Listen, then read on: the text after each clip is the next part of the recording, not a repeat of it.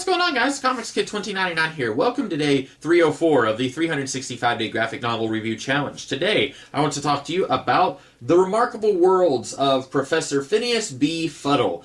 This is a 4-issue miniseries that came out, I believe, sometime in the late 90s, very early 2000s, from Paradox Press, which was at one time a subsidiary of DC Comics. And something you may not know about me, many years ago, we're talking like 2003-ish, maybe, I used to have a lot more time on my hands, and I used to not have nearly as many graphic novels piled up waiting to be read, and I would peruse the DC Comics website looking at plot synopses of different graphic novels, and then I would make lists of, okay, that one looks really interesting, I'm going to write that one down, and I'm going to try and buy it later on. And I remember seeing this book listed on the Vertigo website. Vertigo, Wildstorm, and DC all had their own listings, and I remember seeing this listed under the Vertigo site. And this was not originally done by Vertigo, it was originally done by Paradox Press. And when you're reading this, if you're thinking Vertigo, you might be thinking, this isn't really heavy enough to be a Vertigo book. Vertigo generally has a lot of hard language, a lot of full frontal, a lot of difficult themes that are very adult-oriented, stuff that you might not want to hand to a child. This book, I don't think, really fills any of those requirements. The violence isn't that scary. There really isn't any foul language. There's no nudity of any kind.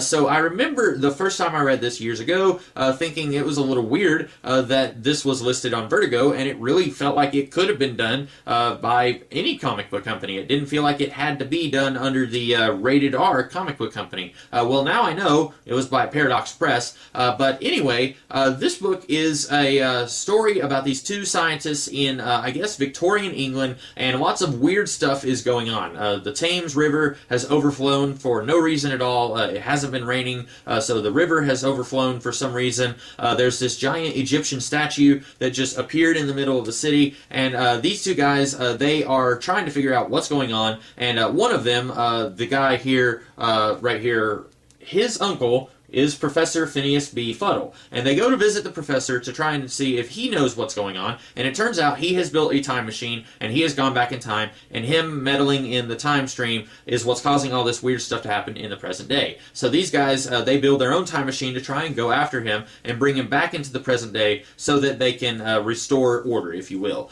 And I saw a review on Amazon where somebody said this is basically one really long chase scene that, spoilers, doesn't actually get resolved. By the end of this book, they don't actually find Professor Phineas B. Fuddle. And I would agree with that, but I don't think that it's a bad thing. I think this is one of those books where the ride is more important than the destination. Yes, this is one really long chase scene that ultimately doesn't go anywhere, but I really enjoyed going along for the ride. This is one of the most artistically interesting books that I've read in a good long while. Some of the panel layouts here are just beautiful. This is by a brother team. I believe these guys are brothers. Boaz and Erez Yakin. And Boaz Yakin was actually the director of a movie you've probably heard of before, Remember the Titans. So it's interesting to me that he chose to do this story as a graphic novel as opposed to a movie. You would think maybe he could have gotten this turned into a movie. Maybe not. I don't know how much power he actually has in Hollywood. But I hear artists a lot of times talk about how when they're doing a story and someone will say to them, that's a really cool story, I hope that you can get it made into a movie. And one particular artist I remember on Twitter talking about how he kind of sees that as an insult because he sees comic books as just as valid of a form of entertainment as movies. And if he does a story as a comic book, he doesn't want to do it as a movie later on. He's not doing a comic book as a very open public pitch to eventually turn it into a movie. Now, some people do. Mark Miller, for example, it seems like everything that he writes eventually becomes a movie. And if that's your thing, then that's fine. But some artists, they specifically and intentionally do the story that they want to tell as a comic book, because there are things they can do in the realm of comics that they cannot do in the realm of movies. And I'm thinking of this book specifically because there are times where the panel layouts just look really interesting, and I'm thinking that's something you could not do in a movie.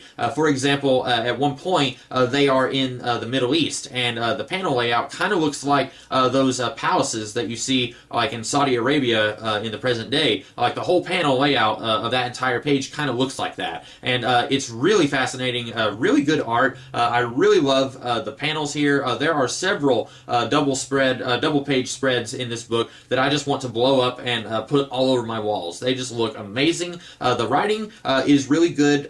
The review I was talking about, the negative review that was saying this is all just one long chase scene that doesn't go anywhere, they were saying that it seems to them that this is gunning for a sequel, and it does seem that way, and it didn't ever get a sequel, but I don't think that this needs a sequel either. Yes, it does end on a cliffhanger. It does end with our characters saying we're going to go have more adventures, but I don't think that it needs to have more story for you to enjoy this. I really enjoyed this without a sequel. I think that this is very fun. This is, like I said, it was listed on the Vertigo website many years ago, but I think this is something you could hand to a kid. If you have a kid who wants to get into comics, but you're overwhelmed and maybe a little bit, I guess, scared of all the intense continuity of a superhero universe like Marvel or DC, this is something I think you could hand to a kid, especially if you want them to fall in love with the format of comic books and not just the superheroes or comic books. So I really like this book quite a bit. I highly recommend it if you can find it. I saw it listed on Amazon for pretty cheap. So anyway, this is something that I definitely recommend. I liked it quite a bit. I hope that you guys liked this review, and if you did, be sure to like, share, comment, and subscribe. And I will be back tomorrow with a different video. In the meantime, you guys have a great rest of the day. Catch you later.